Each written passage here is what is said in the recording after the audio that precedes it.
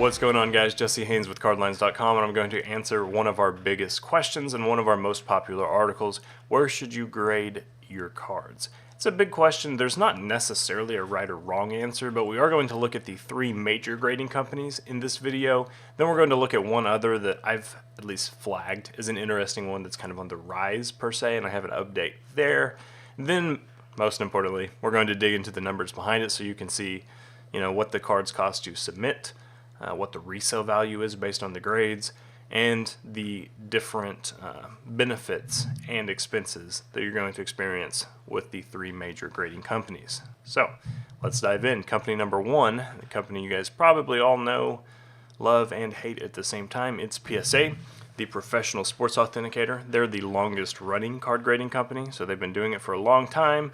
Their red and white case that you can see right here has become synonymous basically with grading. When you think of graded cards and you think of cards going to auction, most of you probably visualize the red and white case from PSA. There's a reason for that. It's because they are the big dogs in the industry, and because of that, they also get a lot of submissions.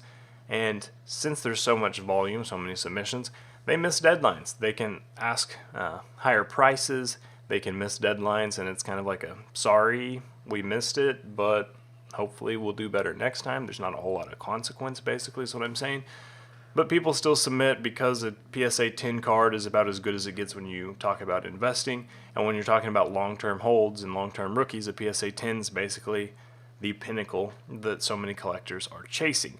If you're not into PSA, the second biggest option is BGS, Beckett Grading Service. Of course, Beckett started as a magazine pricing sports cards and started a BGS grading company. So they do a lot more bells and whistles. They're my personal favorite grading company. I think they grade a little bit tougher. I've always been the guy to, if I got a 95 on a test from a professor that graded really difficult, it felt a lot better than getting 95 on a test from the art professor who gave you, 80 points for just writing your name on the thing. So I've always kind of been like, BGS cracks the whip a little bit more. That's why I prefer their cards. It's not the popular opinion, but one thing that is not arguable is that they put a lot more of, I don't want to say effort, but a lot more flair into grading their cards, let's say. You get the sub-scores on BGS cards, so here I can look and I can see how this Luka card graded a 9.5. The centering's a 9, the edges are 9.5, corner surface, same thing, 9.5.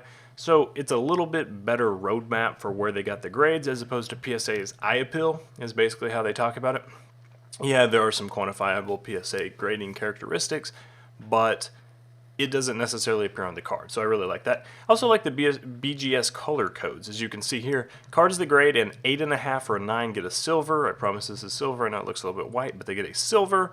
You get gold if you're 9.5 or 10, or if you are a perfect 10 with center, edges, corners, and surface as a 10 across the board, you get a black label. And these cards, this card is currently best offer of $50,000 on eBay. Black labels demand a ton of money and they're incredibly rare, but they're super duper cool, so it's understandable. And then last but not least is SGC. SGC slabs, to me, look a little bit clunky or simple, maybe. They're kind of like 8th grade Photoshop compared to like professional level stuff, but they're very popular. They've been doing it for a long time and people really dig the SGC stuff, particularly in a vintage audience. It's a viable alternative that's a little bit more low cost and more dependable if you want to get your cards graded in and out the door pretty quick. And like I said, the vintage community really likes them. I've had some SGC 9.5s and SGC 10s, and they sell reasonably well. They're pretty popular. I've just never been overwhelmed with the design or even how the slab feels in my hand. But like I said, to each their own. There's definitely a demand there. So if you want your cards graded quickly, maybe you're trying to get them ready for a show that's coming up in 60 days or something, SGC might be the best bet. Now, let's dig into the numbers behind all three.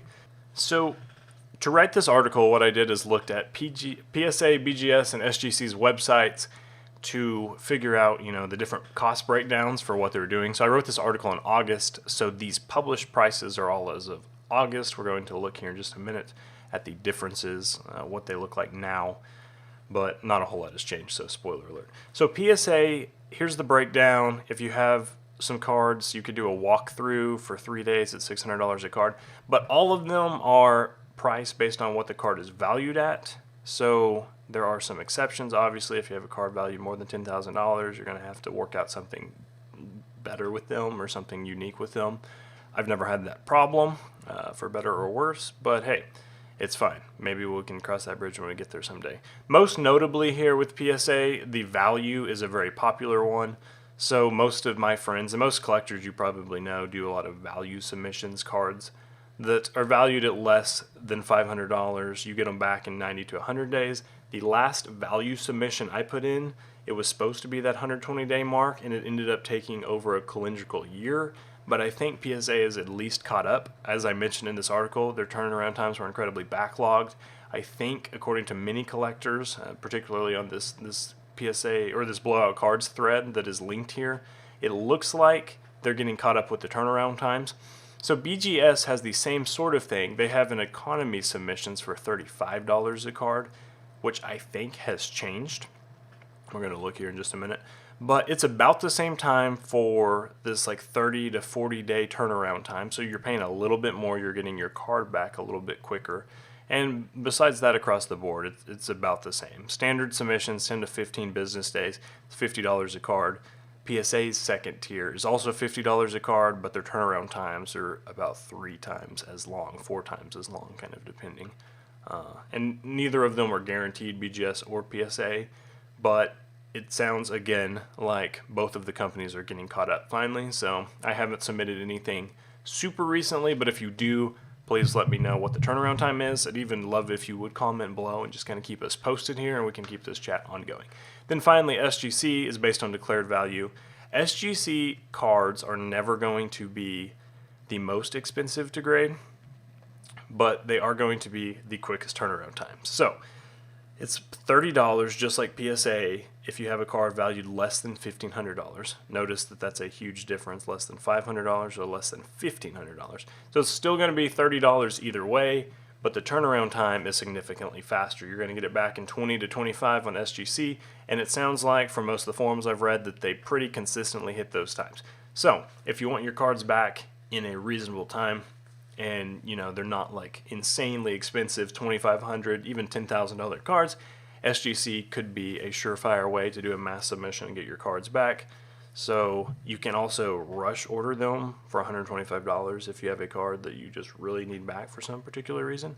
So it sounds like they are pretty timely, and they are equally affordable and punctual. Here's where the interesting research and numbers come in. So what I did is I looked up Luka rookies, because the base Luka Prism rookie, it's a common enough card that there's a lot out there, you know, that I can get decent comps on, but it's not something that's like, you know, with 50,000 graded copies. So it's a good mix of like popular, but not overly saturated as of right now, like some graded vintage cards are. So what I did is looked at the average selling prices of graded 9, 9.5, and 10s from the different grading companies, and I looked up the comp of the last 3 selling prices for each one. So there were a total of 9 different cards factored in to each grading tier, and then come up with the averages. And what I also did is, when doing the numbers and running the numbers, I made sure to assume that we did the low cost grading price. So here's what the chart's telling us basically. For PSA, if I had a graded 9, they resell for about $150, and the graded 10s sell for about $390. The average price of those two was $270, and the low-end grading cost was $30. Notice I didn't do 9.5 there, because obviously PSA does not do subscores between a 9 and a 10. They do 8.5s though, so fun fact. Quite a few people don't know that, so it's a thing. An 8.5 is not fake. Here's where the numbers got really interesting. With BGS, the graded 9 sold for $160. The graded 10s, which is significantly more rare, sold for $875. But there's a lot less BGS 10s than PSA 10s, because there is the BGS 9.5. So a lot of them fell here that didn't make it to this point. But either way, the average price was $431, and it cost 35 days to submit. The biggest takeaway from the chart, the biggest surprise to me that made me raise my eyebrows, is that BGS 9 outsold PSA 9. It's always been, even when I wrote an article about a year and a half ago comparing the two, PSA 9s had always been superior, and the BGS 9 outsold the PSA 9 in those recent comps. That said, that's not all BGS 9s are better than PSA 9s across the board, but just seeing it within, 10 to 20% of a PSA 9 was really nice, because BGS has always been like the small stepbrother, and seeing it kind of in the same conversation price-wise was really nice, since they are more consistent with their turnaround times, and they do have a very, as I mentioned earlier, like a strict grading process. So if they crack the whip harder, it makes sense that their cards are more valuable. And because I wasn't convinced that this was a thing, and maybe, this was an anomaly, I decided to look up the Jason Tatum and Zion base rookies, and I found that the PSA 9 and the BGS were very comparable in selling prices there as well. So that's a big move, and if this can continue, at some point, sending your cards to BGS might even be more justified, because it's like, well, the floor is a lot higher. Even if I get a 9, it's still going to sell equal to a PSA 9. And then you can always hope for the 9.5, the 10, or even that elusive black label that's so hard to get. And your price is about the same with very similar turnaround times. SGC was not as valuable across the board. A 10 is only $300, so even if it grades perfect, it's only worth 3/4 of what the PSA 10 sell for. Basically, the reason to do it is if you want your cards back in a timely manner. Or, like I said, vintage collectors really like SGC, so if you're into vintage, maybe that's the move. So if you look at the different websites, the biggest thing that you'll notice is that since I wrote this article, they've all added a bulk service. So if you have cards for PSA that sell for $199, or that are valued at less than $200, you can grade them at $18 a card. You just have to be a member of the PSA Collectors Club. Same thing with BGS here. They have this collector's special with subgrades. That's $22 a card, and it is $16 to $18 a card that are cards from 1981 to the present. So this is a limited time offer, but they launched this, I think, to compete with the graded cards. And note that economy on BGS has actually come down since I wrote this article. I said the low-end cards here were $35 a card, and it is now down to $25 a card, where you can do 20 without subgrades, but always do the subgrades.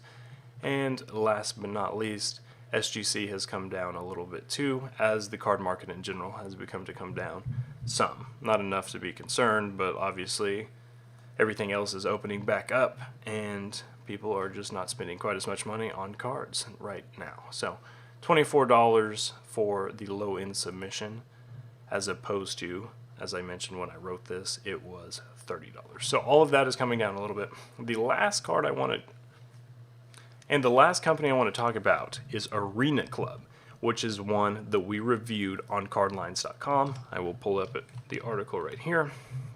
Arena Club is it is both a vault and a grading company, and it is co-owned by Derek Jeter, and it is both Derek Jeter and Brian Lee, who is a CEO who has done a lot of different companies. He has a lot of, like in the SaaS space, he has a lot of experience. So he started the Honest Company, LegalZoom, etc., etc. They teamed up to launch the Arena Club, and the cards are very sharply graded. They use a lot of AI to grade them. They have some eye appeal measurements, but it's kind of a combination of BGS and PSA. And most importantly to me is that right now it's very affordable. I just had a buddy submit his cards to Arena Club, and he submitted nearly $250,000 of cards, and no matter how expensive the cards were, they were grading them at $20, or I think what he did was ended up being $15 a card because he met them at an in-person event. So with PSA and most of these guys, it tiers up no matter how, or it tiers up based on how expensive of a card you're getting graded.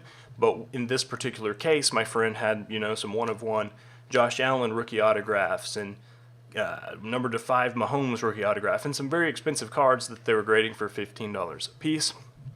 Arena Club has this very cool website right here where you can, as you build cards, if you decide to vault with Arena Club, you can build out your own collection. They take pictures there. They scan in your cards. And then you can build your own showroom as a way to, connect with friends. So for example, here's Pac-Man, the YouTuber. Shout us out, my dude. So you can check out all his cards. He gets them graded here. He can feature them. And then Arena Club makes this really cool like digital rendering of the card. So you can give it a look.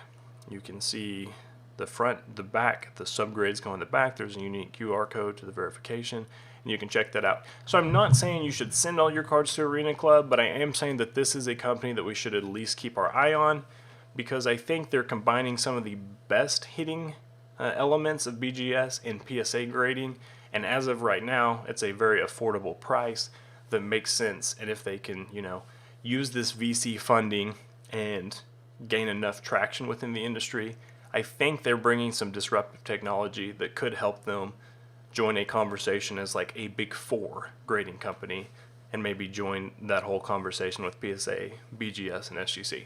That's all I got. Thanks for watching. Hope you learned something, and come back for more videos very soon. Thanks.